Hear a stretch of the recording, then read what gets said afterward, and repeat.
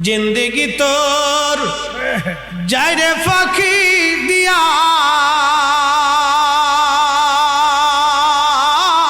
রে সোনার আদম, জিন্দেগি তোর যায় ফাঁকি দিয়া।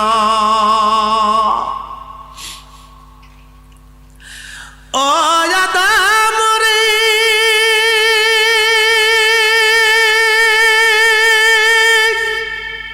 পাক ধরিয়া গেছে দাড়ি, দন্ত বাসে গোটা চারি,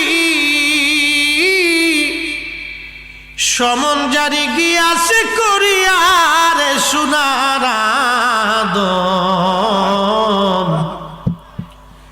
জিন্দেগি তো যায় ফাঁকি দিয়া। ওই মা কবর থেকে দোয়ার আশায় বসে আছে, আমার খুকা করিম মাহফিলে গেছে, বুঝি কিছু দোয়া আমার জন্য পাঠাই দিবে।